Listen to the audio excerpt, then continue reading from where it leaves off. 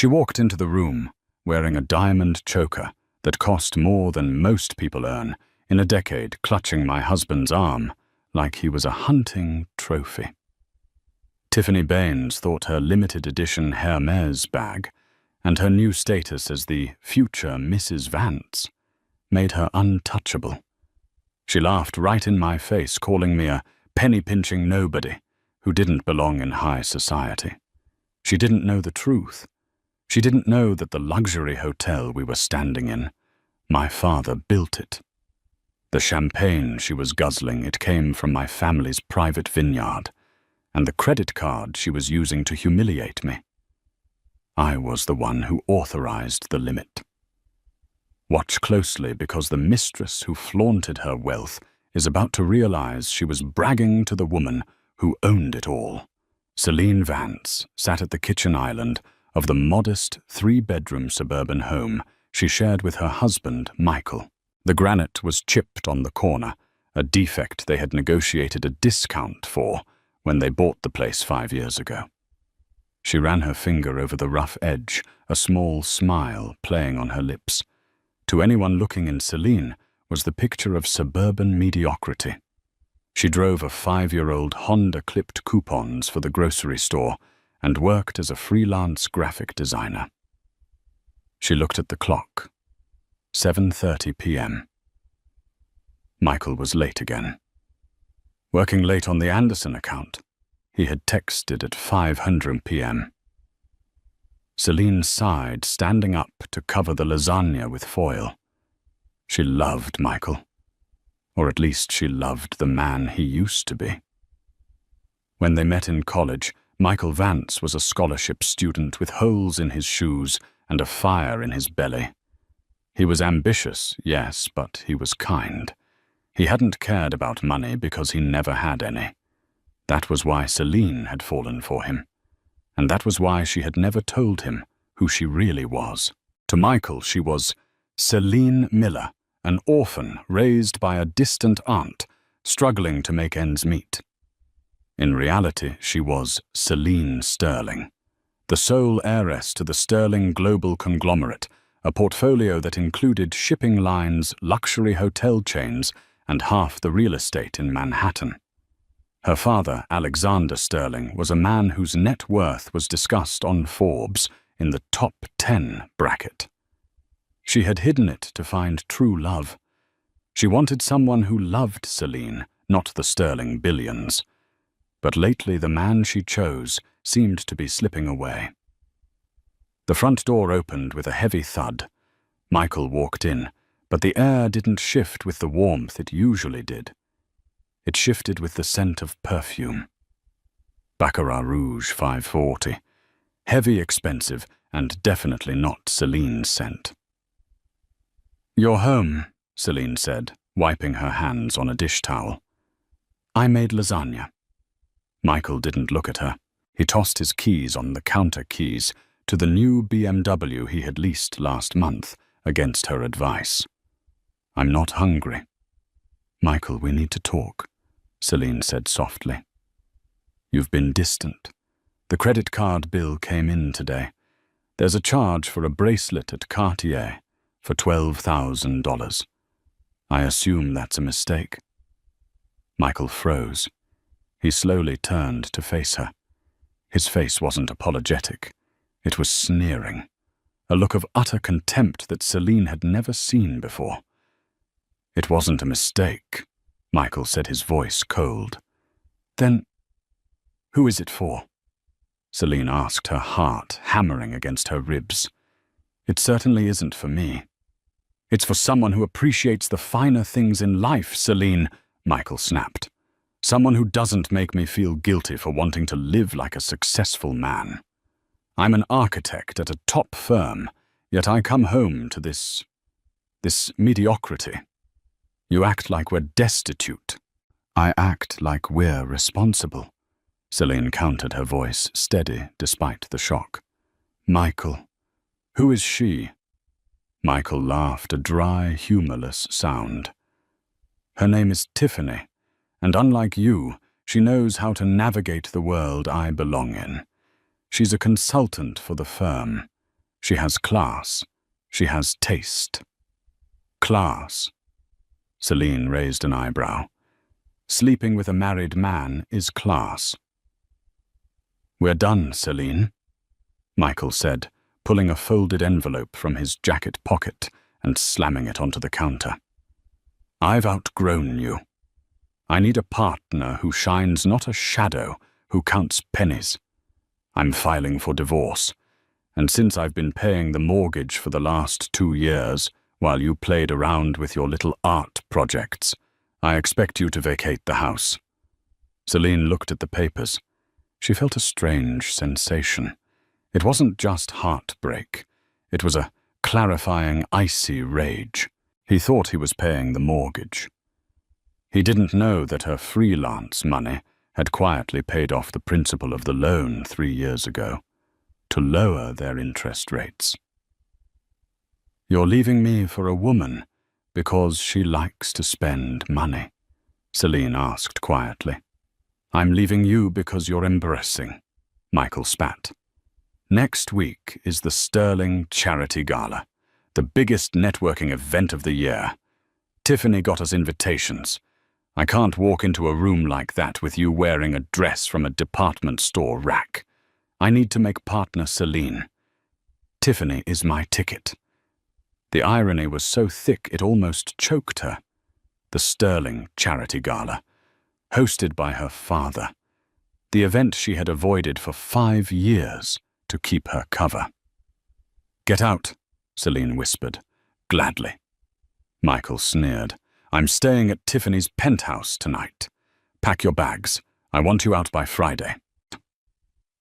He turned and walked out, leaving Celine standing in the kitchen of a house she owned, rejected by a husband whose career she had secretly bankrolled through anonymous commissions. She picked up her phone. Her hand trembled not from sadness but from the adrenaline of a sleeping dragon waking up. She dialed a number she hadn't called in 3 years. The Sterling residence who is speaking, the crisp British accent of the butler answered. Alfred, Celine said, her voice shifting from the submissive housewife to the commanding heiress she was born to be. Tell my father I'm coming home, and tell him I'm finally ready to wear the crown. 3 days had passed since Michael walked out. Celine had moved back into the Sterling estate, a sprawling mansion in the Hamptons that made the White House look like a guest cottage. The reunion with her father Alexander had been emotional, filled with I told you so's that he politely swallowed for the sake of his daughter's tears. But the tears had dried up quickly. Now, there was only the mission. You want to attend the gala? Alexander Sterling asked, sitting behind his mahogany desk, looking at Celine. He was a formidable man, 60 years old, with silver hair and eyes that could cut glass. Not just attend, Dad, Celine said, adjusting the silk cuffs of her blouse. I want to host it. I want to be announced. It's time Celine Sterling came back from the dead. Alexander smiled a wolfish grin. That's my girl.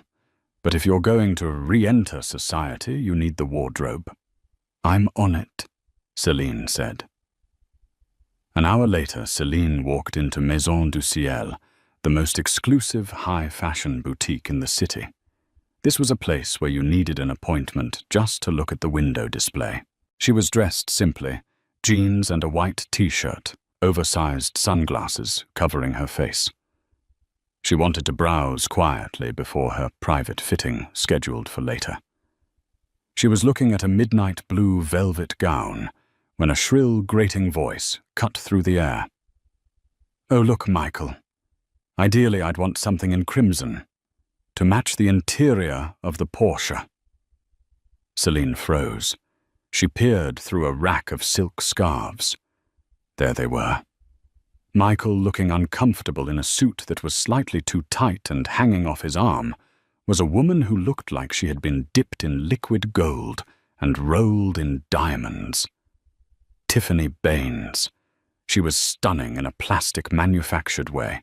Blonde extensions, overly filled lips, and wearing a white bodycon dress that left little to the imagination. She was loudly snapping her fingers at a sales assistant. "You bring me the platinum collection and get my fiancé a glass of water. Sparkling, not tap." Michael looked up and his eyes widened. He spotted Celine. For a second, he looked panicked. Then, seeing her jeans and t-shirt, his arrogance returned. He whispered something to Tiffany.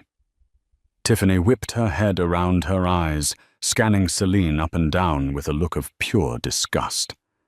They walked over. "Well, well," Tiffany said, her voice dripping with faux sweetness. "Michael told me his ex-wife was plain, but he didn't tell me she was homeless." Celine stood her ground. "Hello, Michael. Tiffany, I assume." "That's Ms. Baines to you."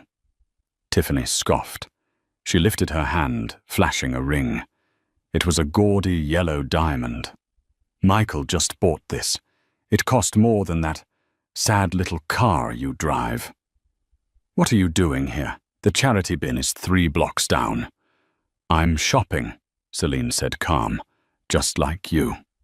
Tiffany laughed, a loud, cackling sound that drew the attention of the security guards. "Shopping here. Honey, a scarf in this store costs $5,000. Do you even have $5,000 to your name without Michael's paycheck?" Michael stepped forward, trying to look authoritative. "Selena, don't embarrass yourself. Leave. You don't belong here. This isn't Target." "I have every right to be here," Celine said. "No, you don't," Tiffany snapped. She grabbed a dress off the rack, a shimmering silver gown. "See this? This is a Vautour original. It's $20,000. I'm going to buy it right now, just to wear it to the Sterling Gala. I bet you've never even smelled a dress like this." Tiffany turned to the sales associate, a young woman named Sarah, who looked terrified. "Excuse me. Tell this person to leave. She's disturbing the high-end clientele. She obviously can't afford anything." Sarah looked at Celine, then back at Tiffany. "Ma'am, everyone is welcome to browse. I spend $50,000 a month in this district," Tiffany screamed, causing other shoppers to gasp. "If you don't kick this peasant out, I will call the owner. I know people. My fiancé is a top architect." Michael looked nervous now. "Tiffany, babe, maybe we just ignore her." "No, I want her out." Tiffany got right in Celine's face. The smell of her perfume was suffocating. "Listen to me, you little mouse. You lost. Michael is mine. The money is mine. The life is mine. You are nothing. You are a nobody who coupons for cat food. Now get out of my sight before I have security drag you out." Celine felt the anger bubbling, but she pushed it down. It wasn't time yet. Not yet. "Enjoy the dress, Tiffany." Celine said, her voice dangerously low. "It looks tight." Celine turned and walked out of the store, head held high. Behind her, she heard Tiffany screeching. "Did she just say, 'I'm fat'? Michael, do something." As Celine stepped onto the sidewalk, she pulled out her phone. She dialed her father's personal assistant. "Hello, Miss Sterling." "Hi, Jessica," Celine said, looking back at the boutique window where Tiffany was aggressively waving a credit card. "I need a favor. The boutique Maison du Ciel. Who owns the building lease?" There was the sound of typing. "That would be Sterling Commercial Properties, ma'am." Celine smiled, a cold, terrifying smile. "Excellent. Call the manager. Tell them I want the entire platinum collection reserved for a private viewing at the estate tomorrow. And specifically, make sure the silver Vautour gown is marked as unavailable." "Consider it done." Celine hung up. Tiffany thought she had won the battle at the boutique. She had no idea that Celine was about to buy the battlefield. The morning sun over the Hamptons didn't just shine, it seemed to caress the manicured lawns of the Sterling estate.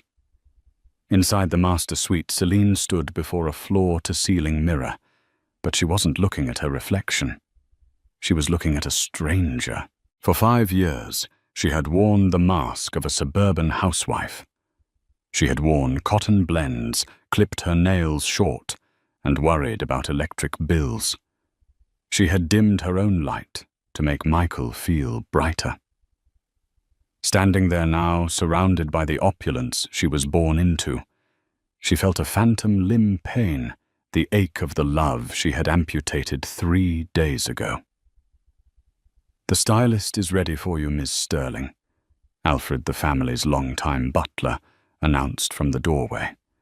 His voice was soft, carrying a note of paternal sadness. He had watched her grow up, watched her run away for love, and watched her return broken. "Send them in, Alfred," Celine said, turning away from the window. "And Alfred, have the security team do a final sweep of the guest list for the gala. I want to make sure Michael Vance and Tiffany Baines are still seated at table 19. Alfred raised a refined eyebrow. "Table 19, madam, by the kitchen doors. That seems rather drafty." "It's perfect," Celine said, her eyes cold. Meanwhile, 40 miles away in the city, the atmosphere was far less serene. Tiffany Baines stormed into Maison du Ciel like a hurricane in 6-inch Louboutins. She was vibrating with adrenaline. Today was the day she would secure the silver vautour gown. She had spent the entire night awake, fantasizing about the moment she would walk into the Sterling gala. She imagined the photographers snapping her picture, the whispers of envy, and most importantly, the validation that she had truly arrived. Michael trailed behind her, looking paler than usual. He checked his banking app on his phone again. The balance was dangerously low. His severance package from his previous firm was gone, spent on Tiffany's lease, the car, and the ring. He was banking everything on this gala. If he could land a contract with Alexander Sterling, the money wouldn't matter. But right now, the numbers were screaming at him. "I'm here," Tiffany announced to the empty boutique, flinging her arms wide. "Bring me the dress." The manager, a tall, severe French woman named Madame Clotilde, stepped out from the back office. She did not smile. She did not offer champagne. She stood with her hands clasped in front of her black blazer, her expression unreadable. "Miss Baines," Clotilde said, her accent thick and icy. "Mr. Vance?" "We're in a hurry," Tiffany snapped, placing her gold clutch on the glass counter. "Wrap up the silver vautour, and I'll take the matching clutch. Michael, get the card." Michael reached for his wallet, his hand trembling slightly. "Right. The silver one." "I'm afraid that is impossible," Madame Clotilde said smoothly. Tiffany froze. She blinked, her false lashes fluttering like trapped moths. "Excuse me. The vautour gown is no longer available," Clotilde stated. "It has been acquired by a private collector." "Acquired?" Tiffany's voice rose an octave. "I was here yesterday. I told that little girl that nobody that I was buying it. You can't sell it to someone else. Do you know who my fiancé is?" "I am aware of Mr. Vance," Clotilde said, her eyes flicking to Michael with a hint of disdain. However, the client who purchased the gown did not merely reserve it. They purchased the entire collection. "The entire collection," Michael choked out. That's hundreds of thousands of dollars." "Indeed," Clotilde said. "The client requested exclusivity. No other pieces from the platinum line will be sold to the public until after the sterling gala. Tiffany's face turned a mottled shade of red. The vein in her forehead began to throb. This is discrimination. Who bought it? Who is she? Is it a celebrity? I bet it's some washed-up actress.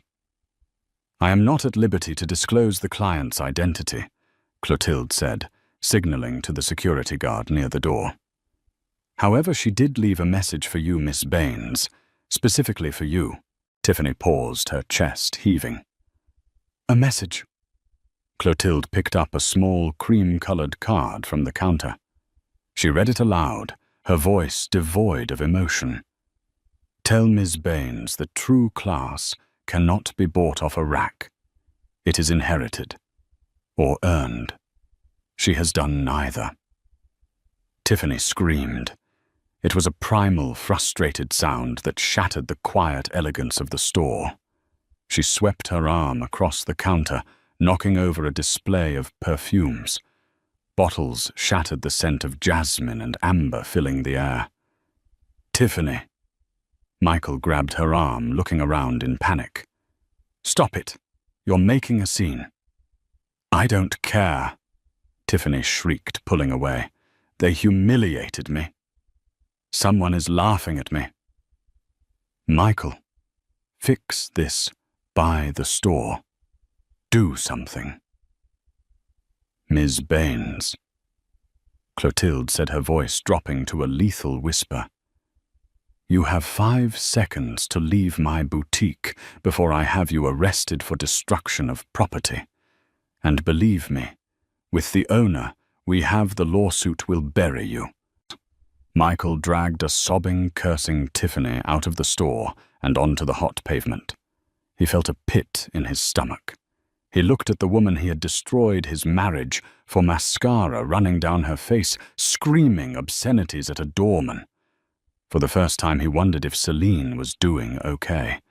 Celine who never raised her voice. Celine who made him tea when he was stressed. No, he shook the thought away. Celine is the past. Tiffany is the future. We just need to get through this gala. It's okay, baby. Michael soothed, though his heart wasn't in it. We'll find another dress, something better. And when we meet Alexander Sterling, none of this will matter.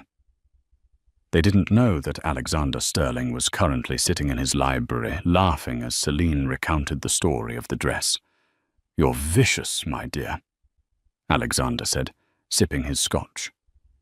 I learned from the best, Dad, Celine replied, staring into the fire. But the dress was just the appetizer. The main course is tomorrow night. The Sterling Charity Gala was not just a party, it was an institution, held in the grand ballroom of the Sterling Imperial Hotel. It was the night when the titans of industry, politics, and old money converged to congratulate themselves on their philanthropy. The ballroom was a masterpiece of design. 10,000 white orchids hung from the ceiling, interspersed with crystal chandeliers that dripped light like liquid diamonds. The floor was polished marble, and the air smelled of expensive perfume, beeswax, and power. At 7:45 p.m., the guests began to arrive. Rolls-Royces, Bentleys, and Maybachs lined up outside the velvet ropes. The paparazzi flashes went off like strobe lights. Michael and Tiffany arrived in a stretch limousine. Michael had paid extra for the driver to open the door, trying to project an image of endless wealth. But the limo was an older model, slightly yellowed at the headlights, and the driver looked bored. Tiffany stepped out. Without the silver vautour gown, she had settled for a bright crimson dress she found at a high-end department store. It was loud, too loud. It had sequins that caught the light aggressively, and a slit that went up to her hip. In a nightclub, she would have been the queen.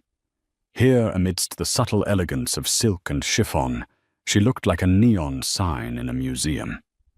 Smile, Michael, Tiffany hissed through her teeth. waving at photographers who were actually aiming their cameras at the senator behind them. "We need to be seen." Michael adjusted his tie. It felt tight. "I'm smiling. Just keep your voice down. These people, they value discretion. Discretion is for poor people who have something to hide." Tiffany scoffed. She hooked her arm through his and dragged him up the red carpet. They entered the ballroom, and the sheer scale of the wealth hit Michael like a physical blow. He saw the CEO of a tech giant chatting with a duchess. He saw his old boss, the one who refused to give him a raise, begging for a moment with a venture capitalist. "Let's find our table," Michael said, scanning the room. "I requested something near the front, close to the Sterling family table." He found a steward holding a seating chart. "Vance, table for 2. The steward ran a gloved finger down the list. He paused, then looked up with a polite, tight-lipped smile. "Ah, yes. Mr. Vance, you are at table 19. 19. That's a prime number," Tiffany said smugly. "Must be front row." The steward gestured vaguely toward the back of the room. "It is in the vicinity of the service entrance, sir. Through those pillars." Michael felt his face heat up. They walked past the prime tables. Table 1, table 2, where the billionaires sat. They walked past the corporate tables. They kept walking until they reached the very edge of the room, near the swinging double doors, where waiters rushed in and out with trays of filet mignon. Table 19 was small, wobbly, and partially obscured by a large potted fern. "This is a joke," Tiffany spat, kicking the chair leg. "We're sitting with the help, Michael. Go tell them there's a mistake. Tell them you're a VIP or architect." "I can't make a scene here, Tiffany," Michael hissed, grabbing her wrist. "Look around. That's the governor over there. If we scream, we're done. Just sit down. We'll mingle later. We need to find Alexander Sterling." They sat in sullen silence. Tiffany downed a glass of champagne in one gulp and signaled for another. Michael scanned the room, desperate to make eye contact with anyone important. Suddenly, the lights in the ballroom dimmed. The murmur of conversation died down instantly. A hush fell over the room, heavy with anticipation. The orchestra, which had been playing soft jazz, swelled into a dramatic orchestral crescendo. A spotlight hit the top of the grand staircase on the far side of the room. The master of ceremonies stepped up to the microphone. "Ladies and gentlemen," his voice boomed, "please welcome your host for the evening, the chairman of Sterling Global, Mr. Alexander Sterling." Applause rippled through the room, polite and respectful. Alexander appeared at the top of the stairs, looking regal in a tuxedo. He waved, descending a few steps. And the MC continued, his voice rising with excitement, "Making her return to public life after 5 years abroad, the sole heiress to the Sterling Empire, his daughter." Michael frowned. "Daughter? I didn't know he had a daughter. I thought he was estranged from his family." "Who cares?" Tiffany rolled her eyes. "Probably some spoiled brat." Then she stepped out. The breath left Michael's body. The woman at the top of the stairs was a vision. She was wearing the silver vautour gown, the very dress Tiffany had screamed for yesterday. On this woman, it didn't look like a dress. It looked like liquid starlight draped over a statue. Her hair, dark and glossy, cascaded down her back in waves. She wore a necklace of sapphires and diamonds that glittered so intensely it was hard to look directly at it. She held her head high, radiating a power that made the air in the room feel thinner. She looked like a queen surveying her subjects. She began to descend the stairs, her hand resting lightly on her father's arm. Michael squinted. The lighting was dramatic, casting shadows. There was something familiar about her walk, the tilt of her chin. That dress, Tiffany gasped, clutching the tablecloth. That bitch. That's my dress. She's the one who bought it. Quiet, Michael whispered, leaning forward. His heart was hammering a frantic rhythm against his ribs. Tiffany, shut up. The woman reached the bottom of the stairs. The spotlight widened, illuminating her face clearly for the first time. She looked directly into the crowd. She didn't smile. She looked fierce. Michael felt the room spin. He gripped the edge of the table so hard his knuckles turned white. It wasn't possible. It couldn't be. The woman he had left 3 days ago. The woman he had called mediocre. The woman he had kicked out of their suburban house because she clipped coupons. Celine. No. Michael whispered the word, escaping his lips like a dying breath. No, no, no. What is it? Tiffany snapped, looking at him. You know her. Michael turned to Tiffany, his eyes wide with a terror she couldn't understand. Tiffany. That's Celine. Tiffany looked back at the staircase. She squinted. She let out a sharp, incredulous laugh. Your ex, the frumpy one. Don't be stupid, Michael. That woman is dripping in millions. Your ex wears sweaters from Walmart. That is a sterling. I'm telling you, Michael said, his voice trembling. That is my wife. At that moment, as if she could hear them from across the ballroom, Selina turned her gaze toward the back of the room, toward the kitchen doors, toward the potted fern. She locked eyes with Michael. Even from 50 feet away, he saw the look. It wasn't love. It wasn't sadness. It was a look of absolute, terrifying recognition. She slowly raised her champagne flute in his direction. A toast, a challenge, a goodbye. Then she turned away, took her father's arm, and walked into the crowd of billionaires who parted for her like the Red Sea. Michael sank back into his chair, the realization crashing over him like a tidal wave. He hadn't just left his wife. He had left the princess of the very kingdom he was trying to beg entry into, and he had brought the court jester with him. The ballroom was a sea of black tuxedos and designer gowns, a swirling galaxy of wealth where laughter sounded like tinkling coins. But at table 19 the air was stagnant. Michael couldn't take his eyes off Celine. She was currently circulating near the orchestra pit, surrounded by a phalanx of admirers. He watched as the CEO of a major banking conglomerate, a man Michael had been trying to get a meeting with for 3 years, bent down to kiss her hand. He saw Celine laugh, a genuine, sparkling sound he hadn't heard in years. It wasn't the quiet chuckle she gave when they watched movies on their worn-out sofa. It was the confident laugh of a woman who owned the room. "Stop staring at her," Tiffany hissed, stabbing her fork into a piece of dry chicken. "It's a trick. It has to be." "It's not a trick, Tiffany," Michael murmured, wiping sweat from his upper lip. His mind was racing, rewriting the history of his marriage. He remembered the time he complained about the mortgage interest rate rising, and the next day the bank called to say there had been a clerical error and lowered it to nearly 0. He remembered how he always got reservations at fully booked restaurants, last minute, when Celine made the call.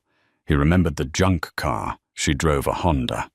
He realized now it wasn't because she couldn't afford better. It was because she didn't care. "She's playing a role," Tiffany insisted, her voice rising.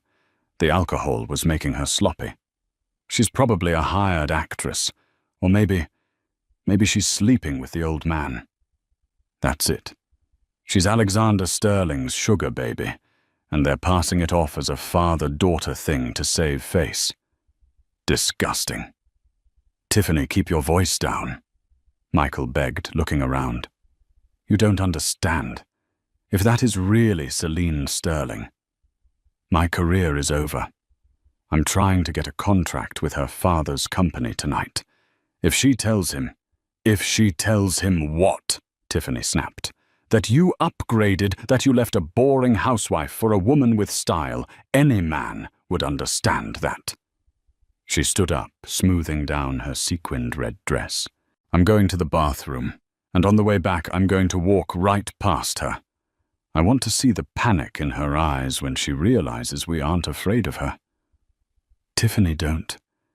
But she was already walking away, her hips swaying aggressively, cutting a path through the crowd like a crimson blade.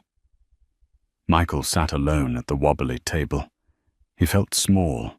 He looked at the portfolio case under his chair, filled with his architectural designs. He had felt so proud of them this morning. Now they felt like drawings made by a child in crayon. Across the room, Celine saw the flash of red sequins approaching. She didn't flinch. She was currently speaking with Mr. Henderson, the head of the City Zoning Board. "And the proposal for the waterfront park?" Celine asked softly. "Approved, Ms. Sterling." Henderson beamed. "Anything for the community." "Excellent." Celine's eyes shifted. She saw Tiffany coming. Tiffany wasn't going to the bathroom. She was making a beeline for Celine. The crowd naturally parted, sensing the friction. Tiffany stopped 3 feet away from Celine. Up close, the difference was brutal. Tiffany's makeup was heavy, cracking slightly under the heat of the lights. Celine's skin looked like porcelain. Tiffany's dress looked like a costume. Celine's gown looked like art.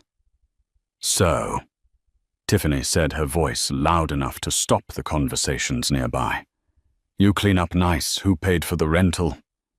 The circle of elites around Celine fell silent. Mr. Henderson adjusted his glasses, looking shocked. Celine slowly turned to face Tiffany. She didn't look angry. She looked bored. "Hello, Tiffany," Celine said coolly. "I see you found the buffet. I hope the chicken at the back of the room was to your liking." Tiffany flushed. "Don't talk down to me. You think because you put on some diamonds you're better than me? We all know who you are. You're Michael's charity case ex-wife." She looked around at the guests, seeking validation. "She used to clip coupons. She counts pennies. This is all a sham." The crowd didn't laugh. They stared at Tiffany with a mixture of pity and disdain. In this world, discussing money so crudely was the ultimate sin. "Tiffany," Celine said, stepping forward. She lowered her voice so only Tiffany and the immediate circle could hear. "You are embarrassing yourself.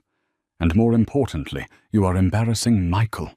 If you truly want to help his career, you will turn around, go back to table 19, and sit in silence until the valet brings your car." "You can't tell me what to do," Tiffany practically shrieked. "I am the future, Mrs. Vance. The future Mrs. Vance." Celine repeated, savoring the words. "Yes, you are welcome to the title. I certainly don't need it anymore." Celine gestured to a security guard standing in the shadows.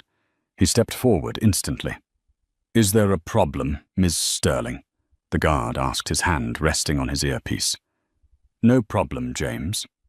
Celine smiled. This guest was just lost. She was looking for the exit. Please keep an eye on her. We wouldn't want her to trip. Tiffany opened her mouth to scream, but the sheer wall of social pressure slammed into her. Dozens of the most powerful people in the city were staring at her like she was a cockroach on a wedding cake. She turned on her heel and stomped away, tears of rage pricking her eyes. She rushed back to the table where Michael was hiding behind his champagne glass. "We are leaving," Tiffany hissed, grabbing her purse. "Now!" "We can't," Michael whispered, his face pale. "Look." He pointed to the stage. Alexander Sterling had returned to the microphone, but he wasn't alone. He was motioning for someone to join him. I would like to invite the lead architect of the night's potential partner firm to the stage, Alexander announced. Mr. Michael Vance. Is he here? Michael froze. His heart stopped. He wants me, Michael stammered. Hope irrational and blinding surged through him. Maybe he doesn't know. Maybe he just likes my work. Celine kept it professional. She didn't tell him. Go, Tiffany pushed him. Go up there, show her. Michael stood up. He buttoned his jacket. He walked through the ballroom, the crowd parting for him. He felt the adrenaline wash away the fear. It's about the work, he told himself. I'm a genius architect. Sterling cares about profit, not his daughter's love life. He reached the stage steps. Alexander Sterling looked down at him. The older man wasn't smiling. His eyes were dark, deep tunnels of judgment. Michael stepped up to the podium. The microphone hummed. He looked out at the sea of faces. He saw Tiffany standing on her chair at the back, cheering silently. Then he looked at the front row. Right in the center, Celine was sitting there. She crossed her legs, the silver gown shimmering. She locked eyes with him. And then she smiled. It was a terrifying, wolfish smile. Mr. Vance, Alexander Sterling, said, his voice amplified across the hall. Thank you for joining us. It's an honor, sir, Michael said, his voice cracking slightly. I have my portfolio right here.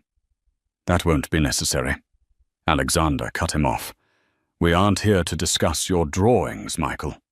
We are here to discuss your liabilities. The silence in the grand ballroom was absolute. Even the air conditioning seemed to hold its breath.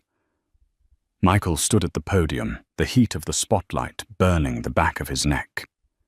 Liabilities, sir? I don't understand. My firm is solvent. We have excellent projections. Alexander Sterling stepped aside, and to Michael's horror, Celine stood up from the front row and ascended the stairs. She didn't stand next to her father. She stood at the center podium, taking the microphone that Michael was reaching for. The Sterling global conglomerate values integrity above all else, Celine said, her voice smooth, calm, and amplified to every corner of the room. We build foundations that last. We do not build on shifting sands. And Mr. Vance, your foundation is entirely artificial. Celine, please, Michael whispered off mic. Don't do this. Not here. Celine ignored him. She pulled a remote control from the podium stand. A massive screen descended behind them. Mr. Vance came here tonight believing he is a self-made man, Celine addressed the crowd. He believes his lifestyle, his car, and his ability to support a mistress are results of his architectural genius. Click. The screen flared to life. It showed a bank statement, a joint account under the name Vance Household. For 5 years, Celine narrated, I transferred funds into this account under the guise of freelance graphic design work. In reality, this money came from my private trust. It paid off the mortgage of our home in year 2. Michael, you thought you were paying the mortgage every month? No. You were paying into a savings account I set up for you.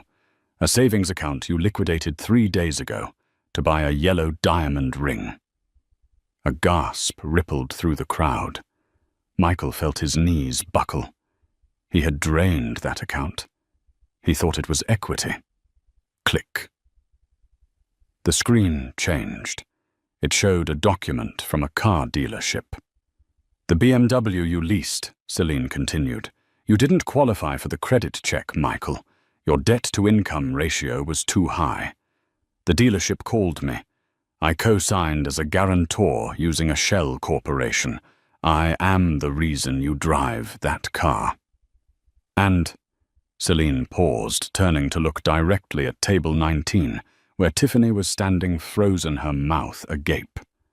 The credit card. Click. A massive image of a black credit card appeared on screen. It was the card Michael had given to Tiffany, the one she had used to flaunt her wealth at the boutique, the one she had waved in Celine's face. "This is a supplementary card issued to the spouse of a Sterling Prime account holder," Celine said. "Michael, you never questioned why you had a limit of $50,000 a month, despite earning a fraction of that. I paid the balance. Every single month." Celine turned to Michael, her eyes hard as diamonds. "You didn't buy that ring for your mistress, Michael. I did. You didn't take her to dinner. I did. Every expensive breath you have taken for the last 5 years was authorized by me because I loved you, and I wanted you to feel like a king." She leaned in closer to the microphone, her voice dropping to a lethal whisper that echoed like thunder. "But you didn't want a queen, Michael. You wanted a fan, and when you brought that woman," she pointed a manicured finger at Tiffany, "into the boutique owned by my family, to buy a dress designed by my friend, using my money, you made a fatal error." Michael was trembling violently. He looked at the crowd. They weren't looking at him with respect anymore. They were looking at him like he was a fraud, a parasite. "Now," Celine said, her voice brightening with faux cheerfulness, "about that business contract." She looked at her father. Alexander nodded. "Sterling Global is acquiring your firm Vance Architecture as of this morning," Celine announced. "We bought the majority stake from your partners, who were all too happy to sell when they heard about the reputational risk you pose." Michael grabbed the podium to keep from falling. You're my boss." "No." Celine smiled. "I'm not your boss, Michael, because you're fired. And," she added, looking toward the back of the room, "Tiffany Baines!" The spotlight swiveled violently, pinning Tiffany against the back wall near the kitchen doors. She shielded her eyes, looking like a deer in the headlights. "That ring on your finger," Celine said. "Since it was purchased with funds from a trust that specifies spousal use only, and you are not the spouse, that constitutes theft." Celine checked her watch. "My lawyers froze the assets 10 minutes ago. The credit card in your purse is dead. The car valet has been instructed not to release the BMW, as the guarantor me has revoked privileges." "So," Celine concluded, looking at the two of them, Michael broken on stage, Tiffany trapped in the spotlight. "You are welcome to leave, but you'll have to walk. And Tiffany, you might want to run. The ring is technically stolen property, and I believe the police are waiting in the lobby." Celine placed the microphone back on the stand. The sound was a dull thud that signaled the end of Michael Vance's life as he knew it. She turned to her father. "Shall we dance, Dad?" "We shall." Alexander beamed. As the orchestra began to play a waltz, security guards, gently but firmly, escorted a weeping Michael off the stage. At the back of the room, Tiffany was seen frantically trying to pull the ring off her swollen finger as 2 officers approached her. Michael looked back one last time. He saw Celine spinning in the arms of her father, the silver dress flaring out like a supernova. She didn't look back. She didn't look sad. She looked free. He walked out into the cool night air, his pockets empty, his future destroyed, and the echo of his own arrogance ringing in his ears. The heavy oak doors of the Sterling Imperial Hotel closed behind Michael and Tiffany, with a finality that felt like a prison sentence. The muffled sounds of the orchestra and the clinking of crystal faded, replaced by the harsh ambient noise of the city street. It was raining, a cold, miserable drizzle that slicked the pavement and soaked through Michael's thin tuxedo jacket instantly. "Do something!" Tiffany shrieked, her voice raw. The mascara was now running in earnest, creating black streaks down her cheeks. Call a car. Call a lawyer. You said you were the architect of the future. Fix this. Michael stared at his phone. The screen was cracked, a spiderweb fracture from when he had dropped it in his haste to leave the stage. He had 0 notifications, no congratulations, no job offers, just an alert from his bank account overdrawn. I can't, Michael whispered, his voice hollow. She froze everything, Tiffany. The cards, the accounts. It's all gone. The ring. Tiffany frantically tugged at the yellow diamond on her finger. Her knuckle was swollen from the salty food and the alcohol. It's stuck. Help me get it off before they come. But it was too late. 2 officers who had been discreetly waiting by the valet stand stepped forward. They didn't look angry.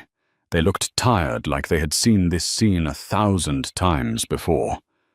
Ms. Baines, one officer asked, we have a report of grand larceny regarding a piece of jewelry in your possession. The claimant, Ms. Celine Sterling, has provided proof of purchase and a statement that the item was unauthorized for transfer. It was a gift, Tiffany yelled, backing away. My fiancé gave it to me. A fiancé who used a corporate card he wasn't authorized to use for personal gifts, the officer corrected calmly. You can hand it over now, or you can come down to the station and we can have it removed there. Your choice. Michael watched as Tiffany, the woman who had sneered at Celine for wearing department store rags, used her teeth to help pry the ring off her finger. She threw it into the officer's evidence bag, with a sob of pure materialistic grief. You are pathetic, Tiffany spat at Michael as the officers took her information. I'm going to my mother's. Don't call me. Don't text me. If I ever see you again, I'll scream. She hailed a yellow cab, not a limo, not an Uber, black, and vanished into the rainy night. Michael was left standing alone on the curb. The valet looked at him, keys in hand. Sir, the BMW. Michael opened his mouth to ask for the keys, then remembered Celine's words. Guarantor revoked. Keep it, Michael croaked. He began to walk. He walked for 40 blocks, his expensive Italian loafers blistering his feet, the rain ruining the silk lapels of his suit. He walked all the way back to the small, damp apartment he had rented for Tiffany, the one he could no longer pay for. The next morning, the sun rose, but it brought no warmth to Michael Vance. He arrived at his architecture firm at 900 a.m., hoping that maybe, just maybe, Selina had been bluffing. Maybe he still had a job. Maybe he could salvage his reputation. His keycard didn't work. The little light on the reader blinked an unforgiving red. A security guard Michael had never bothered to learn the name of, opened the door. He held a cardboard box. Mr. Vance, the guard said, not making eye contact. Your personal effects. You are not permitted on the premises. I need to speak to the partners, Michael demanded, though his voice lacked any authority. I built this firm. The firm is under new management, the guard said, handing him the box. It was light, a framed photo of him and Tiffany, a stapler, a coffee mug that said, Boss. Sterling Global is doing a full audit. They suggested you get a lawyer, but, well, good luck finding one who will go against the Sterlings. Michael took the box. He sat on a bench in the park across the street, watching the building he used to walk into, with his head held high. Weeks turned into months. The divorce was swift and brutal. Michael had no money for a high-powered attorney, so he ended up with a court-appointed representative who looked bored. Selina didn't even show up to court. She sent a team of 5 lawyers in grey suits who laid out the paperwork with surgical precision. Michael walked away with nothing. No alimony. No assets. Just the debt he had accrued on his own personal credit cards, trying to keep up the facade of a billionaire lifestyle. He moved into a basement studio in Queens. He applied to other firms, but the name Sterling was a gatekeeper. No one wanted to hire the man who had publicly humiliated the industry's most powerful heiress. He was radioactive. 6 months later, Michael was working the counter at a hardware store. It was honest work, but it was hard. His hands, once used for drafting delicate blueprints, were now rough from hauling bags of cement. It was lunchtime. He sat on a milk crate in the back alley, eating a cold sandwich. A discarded newspaper lay on the ground next to him. The wind blew the pages open. Michael froze. There on the cover of Business and Life magazine was Celine. She wasn't wearing a ball gown. She was wearing a hard hat and a white blazer, standing in front of a massive, gleaming skyscraper, the new sustainable housing project that Vance Architecture had failed to design, but which Sterling Global had successfully built. The headline read, "The Queen of Acquisitions." How Celine Sterling redefined the city skyline and found happiness on her own terms. She looked radiant, strong, and completely, utterly indifferent to the past. Next to her in the photo stood a man. He was tall with kind eyes and a rugged look. The caption identified him as Julian Thorne, a renowned landscape architect and her partner in business and life. Michael stared at the photo. He remembered the coupon clipping. He remembered the quiet nights. He remembered the woman who had loved him when he was nobody. He realized then that he hadn't just lost a fortune.